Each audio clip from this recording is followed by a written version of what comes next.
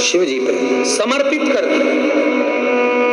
एक बेलपत्र में इतना बल होता है कि 64 योगिनियां, 33 कोटि देवताओं की धर्म पत्नियां, देवियां, 64 योगिनियां, देवियां, सारी सिद्धियां, निधियां, सब बेलपत्र के इस पत्ते के दोनों पत्ते और पत्ते के बीच में जो डंडी होती है, जो बची हुई जगह होती है, सारी निधि, सारी सिद्धि और सारी देवियों का स्थान होता है। जब हम एक बेलपत्र को दिल से अपनी कामना कर कर देवाधिदेव महादेव को, आप लोगों के स्मरण में हम फिर कह दें कि ये शिवलिंग जलाधारी, ये जल बहता है, समझ में आ रहा है ना? जल बहता है। ये जल किस ओर जाता है? कौन सी दिशा में जाता है? जम के बोलो। उत्तर की दिशा में। जब हम एक बेलपत्र समर्पित करते हैं दक्षिण में बैठकर, कहां बैठते हैं अपन? दक्षिण में, उत्तर की ओर मुख।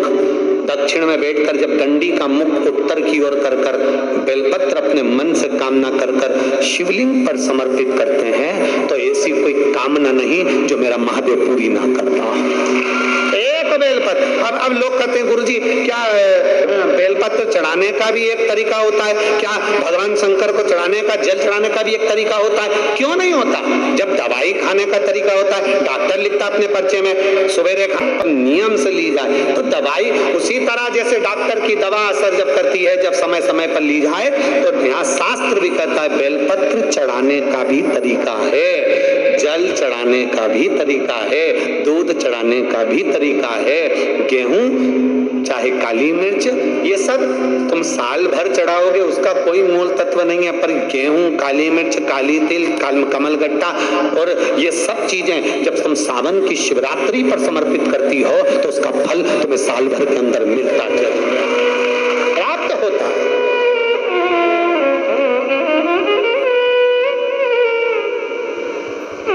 तो मिला, ऐसा नहीं कि दिल से, हृदय से, चित्त से बाबा को समर्पित।